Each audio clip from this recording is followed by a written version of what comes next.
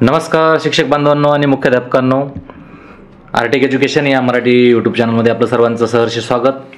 आपण बघणार आहोत 13 मे 2025 रोजीचा जो काही विद्यार्थी सुरक्षा आणि सुरक्षितते संदर्भामधला जो शासन निर्णय आहे, या संदर्भामधल्या शासनाकडून आपल्याला 28 सप्टेंबर 2025 पर्यंत सर्व माध्यमाच्या व्यवस्थापनाच्या शाळांना सरल पोर्टलवर, स्कूल पोर्टलवर जी काही टॅब उपलब्ध करून दिलेले आहे, तर ती टॅब 60 मुद्द्याची टॅब असून ती आपल्याला 28 तारखेपर्यंतच भरायची आहे. त्यामुळे आपल्याकडे अवधी कमी आहे.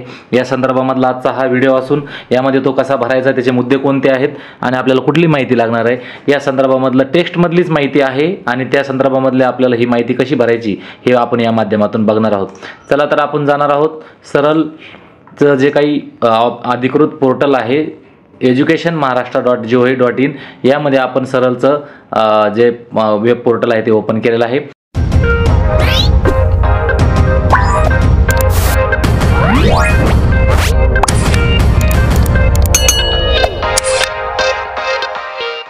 यामध्ये तुम्हाला यातील असा हा आतमध्ये इंटरफेस दिसेल. यामध्ये विभागीय लिंक आहेत बघा. जर तुम्हाला लिंक मिळत नसेल तर या ठिकाणी विभागीय लिंकमध्ये तुम्हाला विद्यार्थी पोर्टल, स्कूल पोर्टल लिंक मिळते. आपण या स्कूल पोर्टलला क्लिक केल्यानंतर आपल्याला आतमध्ये अशी शाळाची टॅब ओपन होते आणि ही शाळाची टॅब ओपन झाल्यानंतर आपल्याला या ठिकाणी बघू शकता की प्रवेशोत्सव उपक्रम जो आहे, तर त्याच्या बाजूलाच एक ब्लिंक शो होतोय बघा, न्यू म्हणून विद्यार्थी सुरक्षा फॉर्म.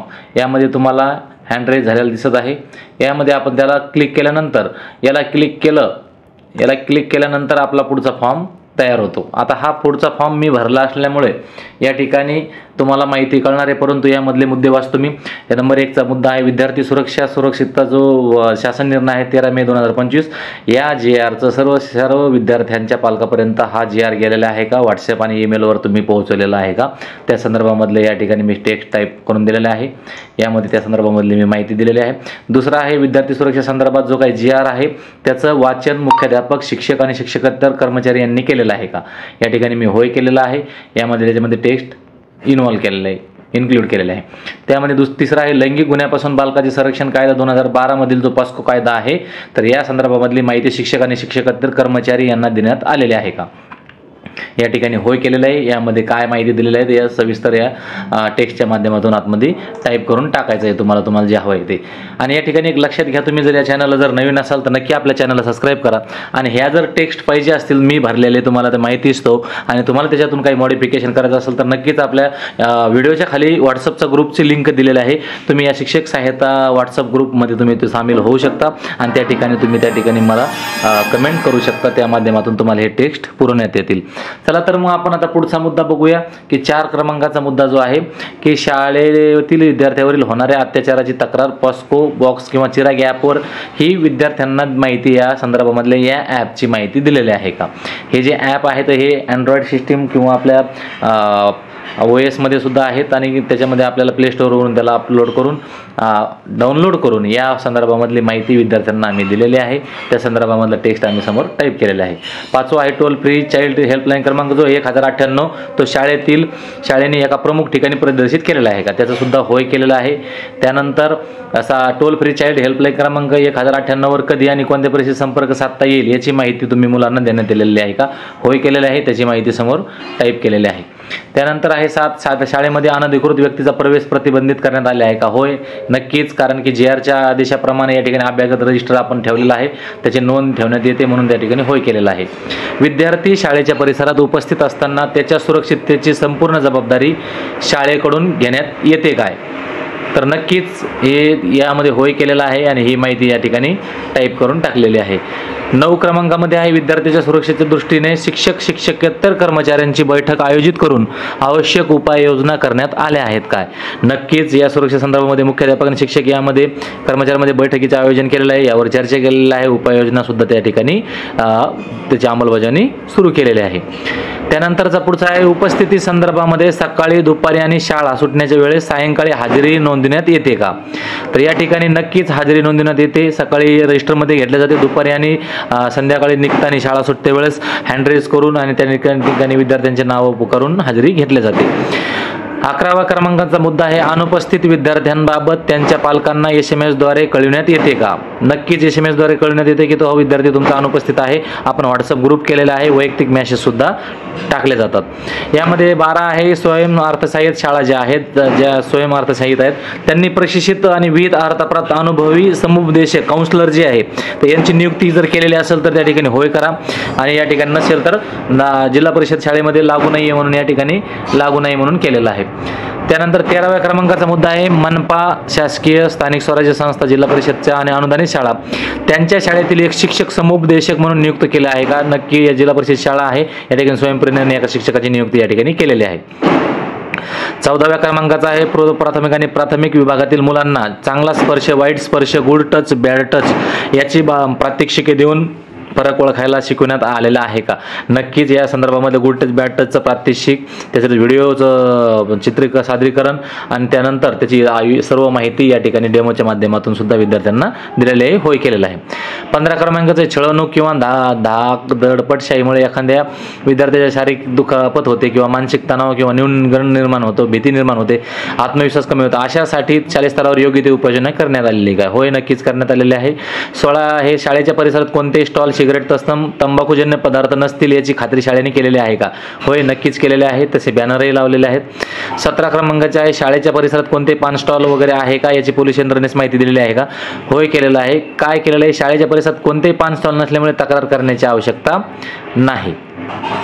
या ठिकाणी नाही करूया, आणि शाळेच्या परिसरात कोणतीही पान स्टॉलवर तक्रार करण्याची आवश्यकता नाही म्हणून टाईप केलेलं आहे. त्यामध्ये शासन निर्देशाप्रमाणे शाळेमध्ये तक्रार पेटी बसवण्यात आलेली आहे का? नक्कीच तक्रार पेटी आपण आठवड्यातून 2 दिवस उघडतो, तर तक्रार पेटी आपण त्या ठिकाणी विद्यार्थ्यांच्या अडचणी आणि त्यांच्या काही गरजा असतील किंवा काही समस्या असतील त्या संदर्भामधली तक्रार पेटी आपण बसवण्यात आलेली आहे. 19 क्रमांकाचा आहे आठवड्यातून किमान 2 वेळा तक्रार पेटी उघडण्यात येते काय? होय, त्याचे टेक्स्ट टाकलेलं आहे. तक्रार पेटीमध्ये प्राप्त तक्रारी आणि अनुषंगाने करण्यात आलेली कार्यवाही लेखी नोंद आपण त्या प्रोसिडिंग रजिस्टरमध्ये रजिस्टरमध्ये ठेवत असल्यामुळे होय म्हणून केलेलं आहे. याबाबतचा अभिलेख 6 महिने ठेवण्यात येतो का? नक्कीच ठेवण्यात येतो. शाळेमध्ये सखी सावित्री समितीचे गठन करण्यात आले काय? होय नक्कीच करण्यात आलेलं आहे. सखी सावित्री समिती दरमहा बैठक होते का? नक्कीच होते. त्यासाठी सारखे प्रोसिडिंगही त्या ठिकाणी त्या गोष्टीमधले लिहिल्या जातं. सखी सावित्री समितीची बैठकीची इतिवृत्त ठेवण्यात आले काय? नक्कीच ठेवण्यात आलेलं आहे, इतिवृत्त लिहिल्या जाते. 25 आहे महिला तक्रार निवारण समिती स्थापन करण्यात आली का? होय, त्याचं सुद्धा टेक्स्ट टाकलेलं आहे. 26 आहे महिला तक्रार निवारण समिती दरमहा बैठक होत आहे का? होय नक्कीच त्या संदर्भामधलं टेक्स्ट इन्क्लूड केलेलं आहे.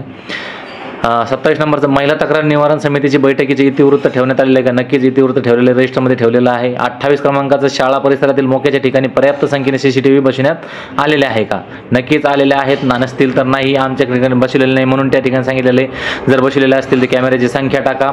त्यानंतर त्या ठिकाणी मेन मोक्याच्या ठिकाणी मुख्य ठिकाणी ठेवण्यात आलेलं आहे का नाही, बसवण्यात आलेलं नाही, त्या ठिकाणी होय नाही ते कमाल त्या ठिकाणी काय काय केलेलं आहे ते टाकायचं आहे. मुख्याध्यापकाकडून आठवड्यातून किमान 3 वेळा फुटेज तपासणी केली जाते काय? असेल तर होय करा, नसेल तर नाही करा. CCTV फुटेज बॅकअप किती महिन्यासाठी जतन केले जाते? त्याच्यानंतर आहे ते एकूण कार्य शिक्षकाची संख्या टाईप करायची आहे, किती संख्या आहे इथं. चारित्र्य पडताळणी करण्यात आलेल्या संख्या, सर्व शिक्षकाची बाह्य स्रोताद्वारे नेमणूक करण्यात आलेली काय? चारित्र्य पडताळणी करण्यात आलेली काय? या ठिकाणी नाही केलेले. नवनियुक्त शिक्षक नसल्याने चारित्र्य पडताळणी केलेली नाही व सर्व शिक्षक जुनेच आहेत. 36 आहे एकूण कार्यरत शिक्षकेतर कर्मचाऱ्यांची संख्या. या ठिकाणी शिक्षकेतर कर्मचारी जिल्हा परिषदला नसतात म्हणून या ठिकाणी टाकलेलं नाही. तुमचे जर असेल तर तुम्ही टाकू शकता. चारित्र्य पडताळणी करण्यात आलेले शिक्षक कर्मचाऱ्यांची संख्या नमूद करू शकता. त्यानंतर 38 नंबरचं कंत्राटी बाह्य स्रोतात भरलेले लोकांना जे आहेत त्यांची चारित्र्य पडताळणी केलेली आहे का? असेल तर होय करा, लागू नसेल तर नाही करा. 39 आहे शाळेने वाहतूक सुरक्षा व्यवस्थापन तसेच उपग्रह यासाठी कर्मचाऱ्याची नेमणूक केलेली का? आता ह्या ज्या माध्यमिकच्या शाळा आहेत ज्या किंवा ज्यांच्याकडे कॅन्टीनची सुविधा असते, वाहतुकीची सुविधा असते विद्यार्थ्यांना ज्ञान करण्यासाठी, त्यांच्या संदर्भामधले आता हे पुढचे मुद्दे आहेत. याच्यामध्ये जिल्हा परिषद असल्यामुळे लागू नाही. त्यानंतर दुसरा मुद्दा आहे 40 क्रमांकाचा, तो सुद्धा या ठिकाणी नसल्यामुळं या ठिकाणी 0 कर्मचारी संख्या टाकलेली आहे. 41 आहे शाळेतील वाहतुकाचं जे चारित्र्य पडताळणी आहे का, त्या व्यवस्थापन गृह गृहामध्ये कर्मचारी काम करत असेल तर त्यांचे चारित्र्य पडताळणी केलेली आहे का? या ठिकाणी आमचं कोणीच नसल्यामुळं ते 0 त्या ठिकाणी टाकतो मी. वाहन चालकाने काही अपघात केला निष्काळजीपणे वाहन चालवलं, वाहन चालकाविरुद्ध गुन्हा नोंदला गेला आहे का किंवा नाही? या ठिकाणी आम्हाला लागू नाही म्हणून सांगितलेलं आहे. वाहन चालक अल्कोहोल अंमली पदार्थ सेवन करतो का, लागू नाही म्हणून दिलेलं आहे. सर्व स्कूल बसमध्ये CCTV कॅमेरे बसवण्यात आलेले आहे का, आमची जिल्हा परिषद शाळा असल्यामुळे आम्हाला बसेसची व्यवस्था नाही त्याच्यामुळे लागू नाही म्हणून टाकलेलं आहे. तुमच्या असेल तर त्या ठिकाणी टाकू शकता. या ठिकाणी 45चा मुद्दा जो आहे तो सोबत त्या विद्यार्थ्यांसोबत सोडण्यासाठी सेविका शिक्षिका असतात का, आम्हाला नाही, लागू नाही म्हणून नाही केलेलं आहे. 46 स्कूल बस व्यतिरिक्त खाजगी वाहनाने येणाऱ्या विद्यार्थ्यांच्या पालकांना संबंधित वाहन चालकाच्या वर्तणुकीची पडताळणी करण्याबाबत मुख्याध्यापकांनी पालकांना सूचित केले आहे का, या ठिकाणी असेल तर होय करा, नसेल तर नाही करा, आणि लागू नाही तर नसेल ते करा. सुरक्षेच्या दृष्टीने आवश्यक वैयक्तिक माहिती पालकांकडे ठेवलेली आहे का वाहन चालकांची सेफ्टीसाठी, तर ते आहे, नाही, लागू नाही या ठिकाणी तुम्ही टाकू शकता. 48चा मुद्दा आहे मुलींसाठी स्वच्छतागृहाजवळ एक महिला परिचर तैनात केली काय. आता ही आमची प्राथमिक स्वरूपाची शाळा असल्यामुळे 1 ते 4 पर्यंत, त्याच्यामुळे आम्ही त्या ठिकाणी परिचर तैनात केलेला नाही आणि आमच्याकडे शिक्षकेतरही कर्मचारी अवेलेबल नाही, त्यामुळे आम्ही त्या ठिकाणी प्राथमिक स्तरावरील शाळा असल्यामुळे नेमणूक केलेली नाही म्हणून नाही दिलेला आहे. 49चा मुद्दा तोच आहे, त्यामध्ये परिचर मुलांच्या स्वच्छतागृहाजवळ त्या ठिकाणी मुलीसाठी स्वच्छतागृहामध्ये सॅनिटरी नॅपकिन मशीन आणि इन्सिनरेटर मशीन हे या ठिकाणी जे माध्यमिकच्या ज्या शाळा आहेत यांच्या जिल्हा परिषदेच्या शाळेला गव्हर्नमेंटकडून ऑलरेडी ह्यासारख्या मशीन बसवलेल्या आहेत. त्याची त्या ठिकाणी इन्सिनरेटर आणि नॅपकिन मशीन जे आहेत तर त्या आहेत की नाही, तर होय असेल तर होय करा, नसेल तर नाही करा. आमची प्राथमिक स्तरावरील शाळा असल्यामुळे नाही म्हणून दिलेला आहे. प्रवेशद्वारावर अभ्यागताचा जो प्रवेश आहे की कोणत्या येणाऱ्या जाणाऱ्या शाळेत प्रत्येक येणाऱ्या व्यक्तीची आपल्याला नोंद ठेवायची आहे, त्याची नोंद ह्या अभ्यागत रजिस्टरमध्ये केलेली आहे का, तर होय केलेला आहे. त्यानंतर व्यक्तिगत माहिती, इतर वेबसाईट किंवा पॉपअपच्या माध्यमातून येणारे धोके जे आहेत त्यामध्ये आपली माहिती चोरली जाते या संदर्भामधली माहिती विद्यार्थ्यांना दिलेली आहे का हे यामध्ये विचारलेलं आहे. याच्यामध्ये होय केलेलं आहे.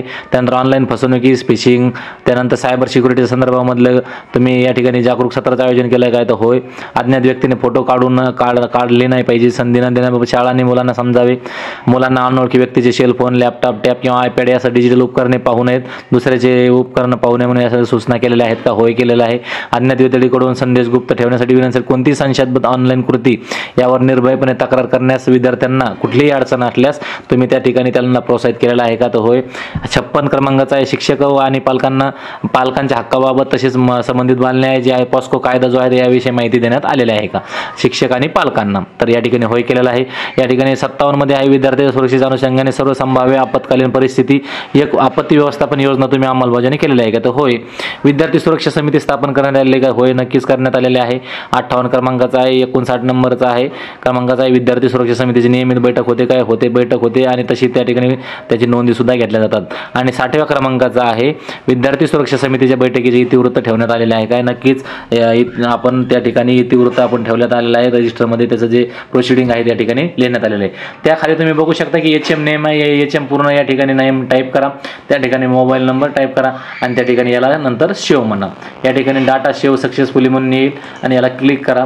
यामध्ये तुम्ही तुमचे झालेले जे काही डाटा फायनलाइज म्हणून आलेला आहे या ठिकाणी, तर या ठिकाणी तुम्ही बघू शकता की आपण आता सेव्ह केलेलं आहे, सेव्ह करून ठेवलं होतं आणि आपण त्याला फायनलाइज केलेलं आहे. तर यामध्ये आपण हे जे फायनलाइज बटन आहे तर याला क्लिक करून फायनलाइज करायचं आहे. परंतु अशा संदर्भाचा हा आजचा व्हिडिओ असून यामधून तुम्ही त्या संदर्भामधलं जे काही माहिती आहे तर त्याच्यामध्ये तुम्ही टाकून यामध्ये ती माहिती अद्ययावत करून या ठिकाणी तुम्ही त्याला फायनल करू शकता. चला तर मग असा हा व्हिडिओ आवडल्यास नक्कीच लाईक करा आणि शेअर करा. धन्यवाद. जय हिंद, जय महाराष्ट्र.